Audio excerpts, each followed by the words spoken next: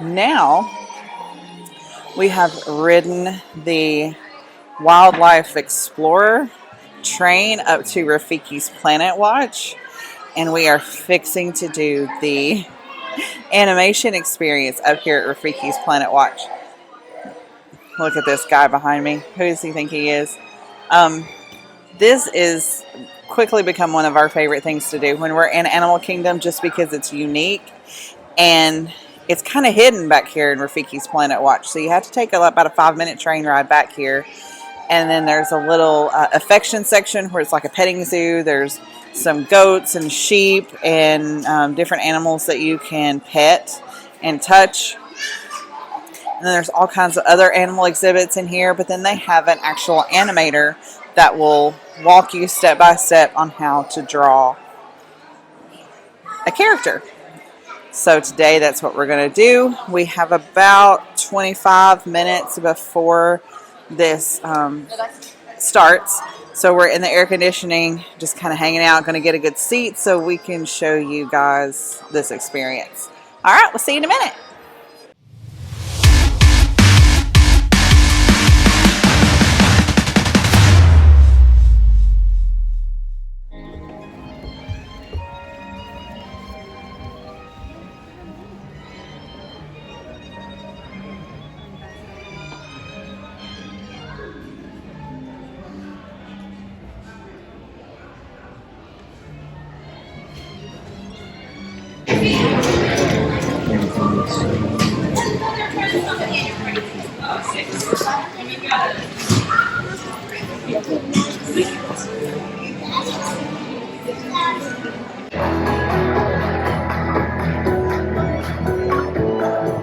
Since the 1930s, Disney animators have put their pencils to paper in service of the idea that the greatest inspiration often comes from the magic of nature.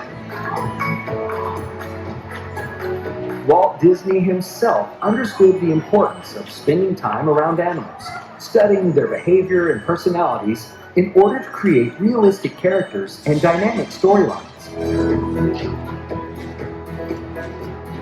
This meeting of the human and animal worlds sparked a legacy of storytelling that has shaped our relationship with animals and conservation forever. Today, we invite you to become a part of that legacy, as our own Disney artists help you learn to sketch characters inspired by the very animals found here at Disney's Animal Kingdom. Get your pencils ready, because here comes our animation artist now. Well, good afternoon. How's everybody doing this afternoon? Did everybody fun? It's so great to see everybody. Thank you all so much for being here. My name is Heather.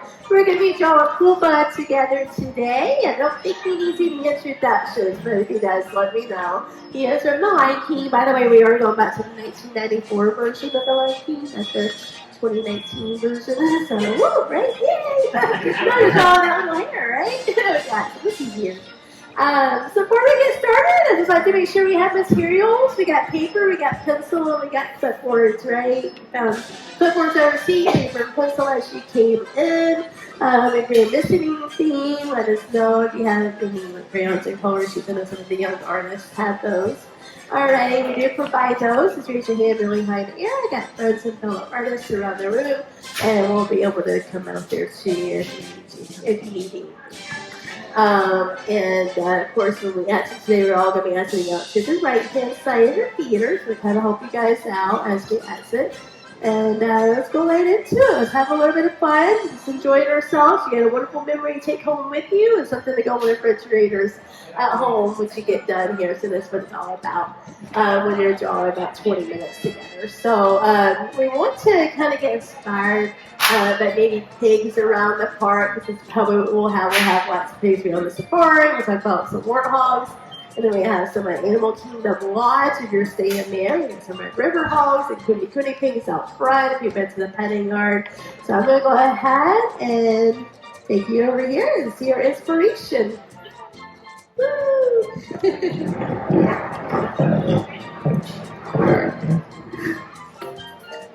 If you love pigs, Walt Disney World is the place to be. With so many different species to get to know, you will squeal with delight. Our first 3 residents are Disney's Animal Kingdom theme park. Let's go! This little piggy lives near Conservation Station at Rafiki's Planet Walk. You might not recognize this special breed, but this small domestic pig is called a Kuni Kuni, and they come all the way from New Zealand. Look at them go! This little piggy lives on the savannah and can be seen from Kilimanjaro safaris. Warthogs come all the way from Africa, and they aren't so little after all. Check out that shovel-shaped snout, which all of these pigs have in common. They use it for digging around and finding food. And take a look at that tail.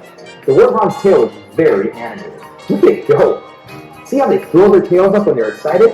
Although cute, this can sometimes flag to others that danger is close by. Oh, hello! And this little piggy lives at the entrance of the park, in the oasis. With its exotic, streamlined look, the Babirusa is also known as the deer pig from Indonesia. This little piggy lives on the savannah at Disney's Animal Kingdom Lodge. These little cuties are called red river hogs. They come from Africa too. And they all love to do what pigs do best. Walleye. They dig shallow pits of mud and they roll away. Yeah, it's a pretty smart way to spend your time since it keeps you cool and protects you from biting insects. So come see all of our pigs here at Walt Disney World. And while you're here, be sure to learn more about pigs and how supported the Disney Conservation Fund protects all kinds of amazing animals from around the world. I bet the excitement of our little pigs and conservation will have you saying, wee, wee, wee, I don't want to go home. Alright, y'all ready to draw Pumbaa? Alright, get into it, have fun. Alright, so we got a circle for you. We've already drawn that. We're not going to make you do that. I know a lot of you are already excited about that. So that's the skull of the character. The vertical guideline down the middle of that shape is the middle of the face. So we know that's kind of about where the nose is going to go. That's where we'll start first. Strongest sense, right? Of course. And we're going to place that in between for Pumbaa, the second, and roughly this line underneath the big line, kind of. So we're going to turn this into a triangle kind of shape. And I like to start just to the right of the vertical guideline. So what I'm going to do is start laying down a little bit more. It's tiny. And I'm going to start to stretch it down and to the left. So what I'm going to do, you can use the cider pencil if you feel like you need to stay a little looser, just kind of using the side or using the end of your pencil, whatever helps you out. I always say stay loose when you draw. It allows you to be a little more flexible there. It goes a little bit past this blue line before it starts turning around. It's going to pause it right there at that big line for just a second. Now, as I pause it there for just a second, I'm also going to flip my pencil over on the other side. So I just want to show you that we're in the same boat together. And I may go over that line. We can already kind of see what we don't have, right? And it's okay. So that's why we want to make it light at first, so we feel it's right. And then once we like it, you can make it a little bit darker if you like. And then it kind of turns this around. And let all of those light lines start to fade to the background. Don't ever discount those light lines. You may end up liking them later, so you may or may not like them now. You may like them later, but they're also beauty lines. They're showing your process as you're drawing. So don't ever discount maybe some of these little light, messy lines that you might have in there. So we're going to go down. We're going to hit, again, I told you earlier, we're going to the smaller line underneath the big one. So that's where it's going to come down. It's going to hit that vertical guideline. And again, I'm just breaking this up. And then we're going to bring this all, and lift it up a little bit over here on the right side. Just a little bit off of that line. About halfway in between the big and the small. Now what it's going to do is to come back up on the other side. So we're going to turn it around. Now you can see the blue lines right here. So it goes a little bit past it. And it's going to kind of give it that nice little curve right there. So we're going to give them that nice little turned up, kind of shovel-like snout, because warthogs actually use their snouts for digging. I mentioned a little bit of that in the video. What's really cool, warthogs and pigs in general are very, very smart. So they'll actually use these little water bottles and pull holes on it, and they put their food in there. They have to try to get their food out of that little water bottle or something, because that just kind of shows you how intelligent. It's like a little puzzle, kind of like we're doing now. We're kind of doing a little puzzle, breaking this down together. Kind of neat. We got to see some of our warthogs. They're on the safari. I don't know if they're out there now, but hopefully you did get a glimpse. We're going to go to the left and to the right of vertical guidelines. So we're going to do one nostril over here, one nostril over here. It's got a really big nostril. It's got a big snout, right? So I like to think this looks like a number 6. And that kind of shape there. And you can see I just kind of sketched it in first. Just until I feel it's right for me and then I want to kind of mess with the line a little bit. I can change it to my liking as an artist. You can do that. Everybody's going to be different, of course. So I'm just going to fancy up my number 6 and make it a little bit darker. Yeah, you may like those light lines. You might be like, aha, that kind of makes it look a little more 3D by having that line in there. And so you can kind of see the inside wall with the nostril, if that helps. And we'll do the opposite. So the tail of your 6 will be on the right side. Course, and we're just going to bring that right back up. And again, if you want to sketch it in, kind of make it a little messy. The way you're filling it out, you know, that shape of that nostril. It's always good to kind of fill out the shape, muscles, or whatever it is, so you know exactly what Koopa's doing in the film. That's why they call it animators, actors with the sense. You get up and you get the scenes. It's always fun. You need to act like Koopa, the very beautiful, pretty like characters to act like. Now what you can do, even if you have light lines in here, for this part especially, we're going to shade inside it. Because I don't know about you, I don't want to take the responsibility, so I'm going to do a little quick shading. Now this is also a part, because we are here for a limited time together. You do not have to do any shading now. You can always come back to this and shade later while you're at home or at a hotel or on the train headed back to Africa. You get your pencils. So feel free to shade later if you feel like that's better for you. I'll let everybody make that decision on their own. Alright, so just a quick shading too, especially when you're doing a quick sketch. Normally what you'll see in like character sketches before it gets into the ink and paint and the cleanup work. Cleanup work is where the cleanup artists go in there with erasers and erase those lines. So what they'll do, the shading consistently go in there one direction. Or you just kind of take it top left to bottom right, and you'll kind of see that throughout the rest of the character. So that's kind of a neat little thing if you're interested in animation. So I talk about some fun little animation things. Yeah, awesome. Yeah, some thinking going on, I love it. So your eyes are going to fit in between the first and second guideline. If you're at the top, they're going to be eyes, but cows don't have the greatest of eyesight. That's okay. So we want to kind of make those nice and small. So you can actually, if you want to, when you're thinking of circles, just simply think of them as an alphabet letter. Like a letter C at first. Now I'm doing it very, very, very light at first, because I just want you to kind of get the feeling of an eyeball, right? An eyeball is nice and round, not half of an eyeball. Now I'm going to cut through some of this circle. So that's where you don't want to get too attached to like certain lines when you're drawing. You may kind of cut through and only use the top portion of that eye. So you can see how it kind of sliced off a little bit of that. And that's where our cleanup artists come in later on in the film, and they'll erase that line. Now what I like to do up here at the top is to show you a sample, and we go ahead and do the left eye in entirety and then do the right one. I like to kind of give it looking like a number 6 right at there at first, kind of, and then come back around and touch the bottom so it kind of has that sunset above a hill kind of look right there. So there's your hill, there's your sunset. Like the monkey. I can't do it very good, but you get it. If you want to do the sound effects, feel free. And then I'm going to come underneath here. You got these beady eyes again. Eyesight not as powerful, so the eyes. And if you want to add a little highlight, it's getting really small. As you kind of go in there, you can add like a little highlight there and then shade just to the right of that, or to the left, wherever your highlight is.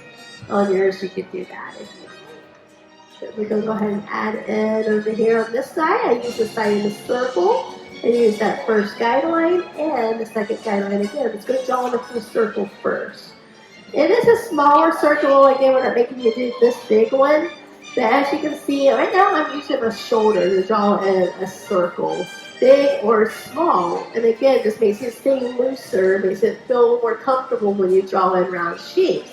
So act like you're rimming in the kitchen. I'm going to use the ratatouille. You can think of your other favorite chef out there, like Gordon Ramsay or whoever your favorite one is. If you want to shout out your favorite chef, go for it.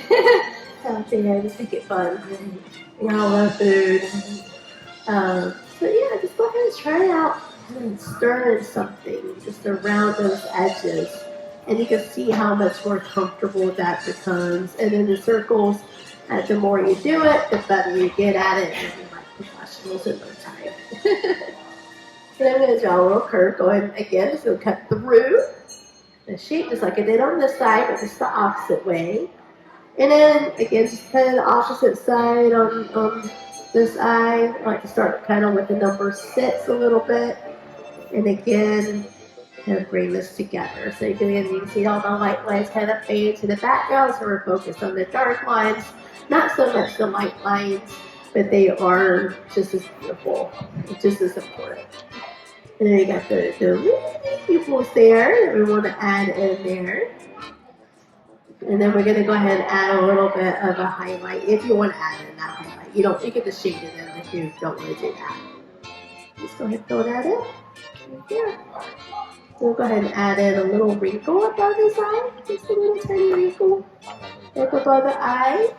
And while we're in the wrinkle kind of mode there, let's add a few wrinkles above his snout. Just a little tiny ones. So yours doesn't have to look like mine, of course. The wrinkles, they look different on everybody. You wrinkle your nose, it looks different on everybody. So you can kind of tilt one a little bit if you need to. Just these little wrinkles up at the top. That's kind of happy right now, right? Or like maybe scared. He's like running back a little bit, keeping his back toward the background, maybe. Something like that. Just kind of helps keep them protected out in the wild. But, it's all about the tail.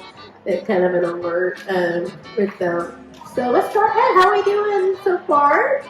Yeah, some more features that warthogs need. So where are those dimples? So the dimples, kind of give you an idea, they're going to be right underneath the cheek. It does the same curve as a cheek almost. You can use this as a guide. I'm going to go to the left side first. Let's go ahead and establish where those are. So it's going to come down just a little bit. And again, you can see that little cheekbone. Again, you got that light line in there for now.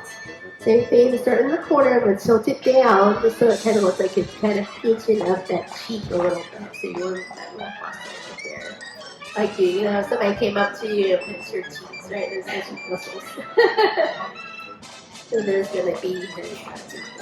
And if you're like, at that line inside there is so bugging you, they're like, hey, and so you give a little bit of blush. One way you can cover it up. Kind of fun things that you can kind of think of when you're starting to draw more and more. He needs a little blush. And then he's got his upper lip next, which comes underneath the bottom of his nose. It's going to go out to the right side of the circle, and this one to the left side of the circle. I'll start on the right side first. What I'm going to do is start underneath the bottom of the snout. I'm going to bring this up a little bit. Now we're going to go toward the right side of the circle without touching it. We're just going to bring it up. So it kind of looks like a handlebar mustache a little bit. I'm going to bring this up and then bring it back around at the handlebar mustache.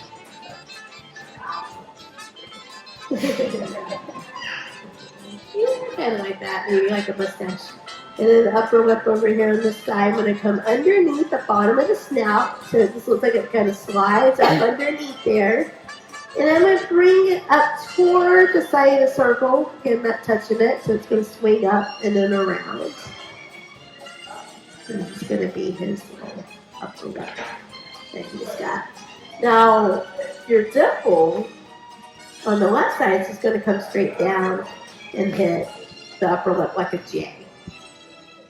the right side, we're going to do something a little bit different. He's going to be turned, so I'm going to show a little part of his lip kind of sticking toward the nose. And then start with the dimple and bring it down into this little mark right here. There, we got that plugged in there. So what else do we need for a warm-up? You say Puma. What do you think he needs? We need tusk, right? I don't think that. He's got tusk up here in the front. He's got some on the bottom. Actually, the bottom ones are a little more sharper. We're going to do something different on Puma because he's a friendly character. So he's going to have like more teeth. Just to make him look cute and fun as a comic relief character. He is animated by Tony Bancroft. And of course, he worked very closely with Michael Surrey, who actually did Timon. So when you're working on this great comedic duo with Timon and Pumbaa, you might have to work with your fellow animator. Same thing with the voice actors. Normally, we record separately, but because when they came in to do the voices, Nathan Lane, I was trying to think of his name for a minute. Nathan Lane came in there and was auditioning for somebody like Sahazu or maybe the Hyenas for example. And they heard his great voice and they're like, you're really good. We like your comedic timing and everything. We got these two other great characters in the movie. We think you'd be better for Timon, of course. And then he's like, I got this really great friend, Ernie Sabella, and we work well off each other. So obviously he's the one Ernie Sabella did the voice of. This little guy right here. Kind of a fun little animation thing too. For his tusk, that's what I'm talking about that. The tusk on the right side, if you want to draw through to the other side, you can. So you can kind of see how I just went to the opposite side. You can hop over to the other side. So you make the hop, or you could draw through it. It's called drawing through the forms in animation. And then what I'm going to do is kind of bring this up. So it's going to go away from the blue line just a little bit here at the top. Then we'll bring it up enough. This goes a little bit above the top of that circle. So it's going to round it off because we want to make it a friendly character. I'm going to make it a little more rounder. So you think of it as the letter J. Now again, as you can see, I'm still sketching it out, making it a little messy at first. So as I come around, you kind of get that shoulder. Even if you're not drawing a circle, use that shoulder. Let that shoulder do all the work as you pull it down and into that lip at the bottom. So it's just, what it's going to do, I'm actually going to make a little bit of a change. I'm going to bring this line up a little bit more on mine so you can kind of see how it kind of enters into that gum. And I want you to kind of be messy with it if you feel like you need to. Just got to get that nice motion in there because they fade to the background, those light lines do, and they show a little extra animation in your own drawing. If you were just doing a fraction of a second, I mean, usually like a really small fraction of a second. 24 frames per second in a traditional animated film. So there's usually 4 drawings in a frame and then 24 frames per second. So it's like 90 drawings in a second that you gotta do. So there's a lot of work that goes in there. And then the last side, you're just gonna pull it out. Now this side, it's a little bit easier. So I did this side first. So what I do is start kind of, you can hop through from the dimple to the other side so you can kind of see. And now this side, what it's gonna do, it's gonna come up and then hit the end of that line right there. So once it hits that line, you're going to bring this up just a little bit above the top of that circle. So you're just going to bring this around. You're going to sketch it down just a tiny bit and then bring it into the upper lip. And bring this down and around. Again, I want you to kind of experiment a little bit. Make those happy accidents, as I like to call it. Yes, how many of you grew up watching Bob Ross like I did? Oh my goodness. No, definitely, like, really great opportunity. You can find those, if somebody has it online.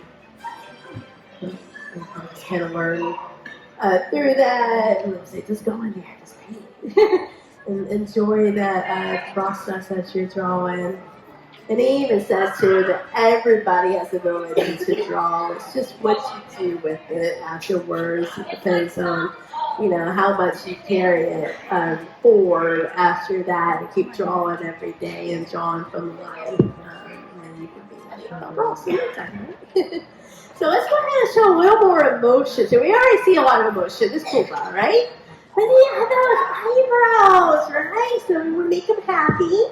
It goes below the guideline and up above it. So if you want to, you can start on the guideline on the inside. Then I'm going to go ahead and bring it up and then down below. So this nice little arch that we got. Maybe it's the heel.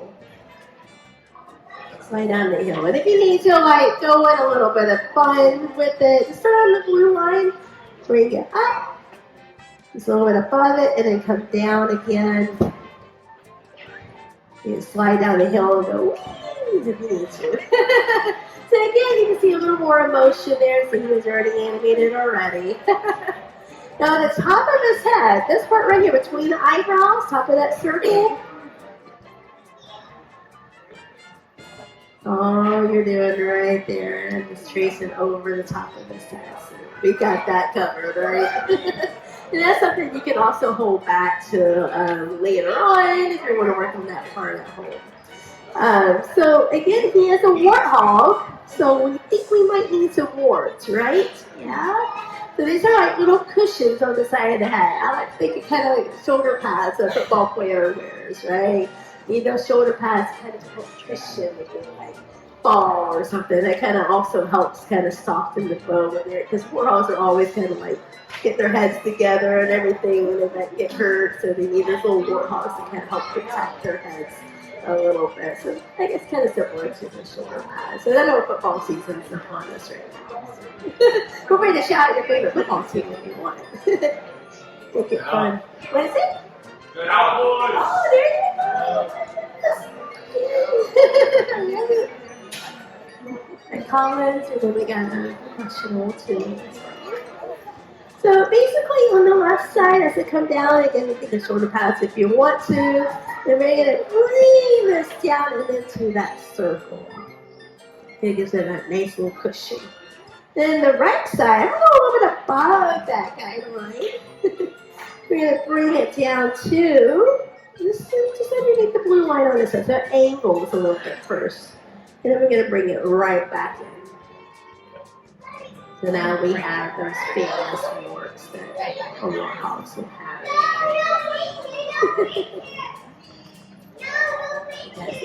That's some wonderful stories.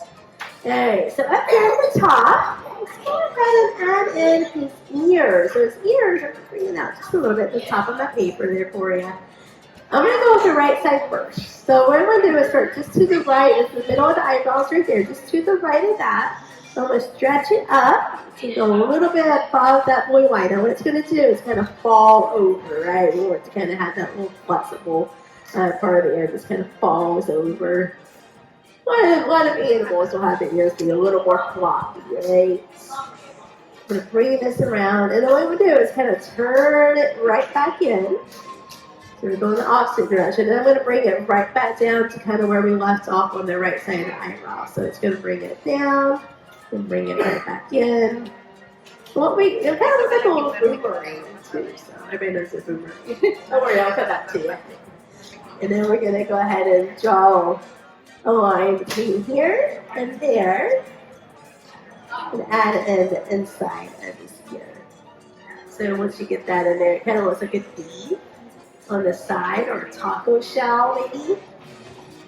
And to help kick that ear up, we need like a little kickstand.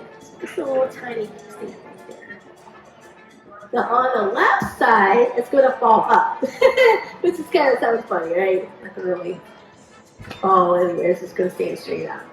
So it's going to bring it up a little bit. So you think of a taco shell if you want to. If you want to think of it just, and think of that crescent moon shape at first and sketch out just a simple shape. And then all you have to do is just kind of round it off a little bit. And just make it not so poetic. Because again, you want to make them look friendly when you're drawing this character. And friendly is always good. And then on the inside, just kind of come down into the inside a little bit. And then come right back up to that little corner on the left. And my hat is in here, it's kind of sticking straight out. Now, of course, with his hairdo, now this is free. Whatever you want to do, you can think of a little spiky do. You can have a little hat on top of his head. Whatever you like to do, you don't have to follow along exactly what I do. He's out in the wild, right? So I want it to be free. I want it to kind of be loose. There's hair that sticks up. You think of your hair this morning before you wake up. You know, it's very free, very loose, very fun, right? For you to style it. So just think of that if you want to. And I'm just going to go ahead and just kind of not think too much about it once I get past this point. Just kind of add in a few little, you can do some light strokes too, even. Just kind of give it that nice little spiky kind of look. It's got this glorious mane, especially the male warthogs will have this like glorious hairdo, as they always describe it. And kind of flows to almost like their mid back, right around that area. Really, really, really pretty hairstyles. That's how you usually tell them apart.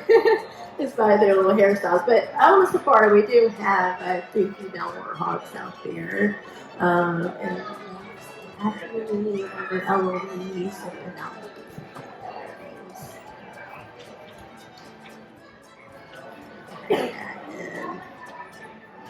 I'm sure they're very cute. You can see them, you can check them out.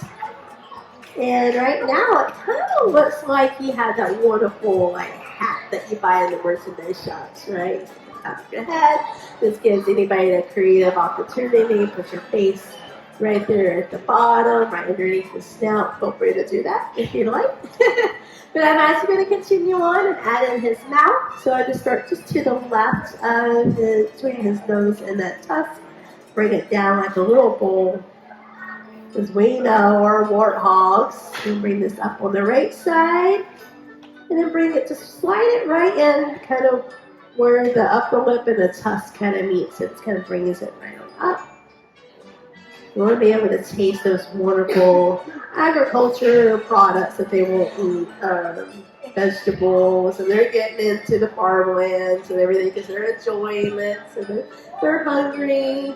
Which means they're facing the same conflicts as elephants. We're still working on the research to help out our warthogs, but we have found a really cool thing to help out elephants out there in the wild, because elephants are getting into the farmers' land. It is National Farmers Consumer Awareness Day today, so I know they're doing a lot of festivities over there in Washington State, that area, so celebrating the achievements of what the farmers do. Of course, they work really hard, and a year's worth of crops for elephants will come in and wipe it out in one night. So you gotta find some cool ways to kind of help out and make things safe for elephants and have farmers keep their agriculture products if they make a small tube with like a little chocolate Rolo or marshmallow. And then we'll go underneath the bottom lip. We'll just add a little bit of a curved line right there. And then from here, you're just going to take the left side of that circle, right in between the work and the tusk. Trace all the way down to that vertical guideline. Again, you can do this later at home if you want to. And go over here on the right side. Now his mouth's open, so I'm going to go out a little bit further away from the circle over here. So you can see his mouth is open. And it comes back down and, of course, touches the bottom of the circle again. And you can see how he just starts to be joyful, just like Pumbaa is. Pumbaa is a very joyful character, which I love. I am going to give you a website, too, because there's so much to talk about with the Elephants Project. It's elephantsandbees.com, pretty easy to remember. And there's like over 2,000 projects there Disney Conservation works on. If you want to learn more about the Disney Conservation, you can go to disneyconservation.com and check that out. You can even talk to your merchandise partners more about that if you like to. So it comes up on the right side just a little bit, just right on as it comes up with the chin, it comes up here. Give it just a really quick shading on the mane there. I want to shade that up. little bit. How we doing out there? Do we have a lovely Koopa warthog out there? Or maybe like a warthog's out there? Very nice. They look really good. So congratulations to everybody out there. We got one more final step to do. That's her name. So we want to put her name on it, of course, and then date it. Once you date it, it is 9/9, I believe, 2023. So next we just talked about National Farmers Awareness Day. So Consumer Awareness Day. This is really cool. So if you're a farmer out there, thank you for all you do to get those days. The animation experience at Disney's Conservation Station at Animal Kingdom in Orlando is a truly once-in-a-lifetime experience. On the day that we were there, the animator Heather, one of Disney's animators, was so gracious with us. She took the time after the show to take pictures with us, and when we told her that our daughter was not with us on this particular trip, she signed the photo that she had drawn during the experience to our daughter, encouraging her to keep up her artistic endeavors. Our daughter herself is an artist and loves drawing, so this meant a lot to us. This photo will be framed and put on our wall along with the two that we had drawn, and just a good memory of this experience. A lot of people skip out on this.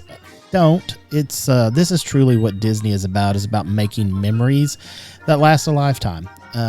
There's always going to be rides. There's always going to be other things to do, shows and food and everything else. But these little experiences that Disney have tucked in the back corners that people just overlook truly, truly bring the magic of Disney World alive. So if you're ever there, please go by and say hi to Heather, draw a picture, and get this memory that will last you forever. We thank you for watching this video. As always, please don't forget to like and subscribe. Leave any comments that you have. We'll be glad to answer them for you. And until then, we'll see you next time.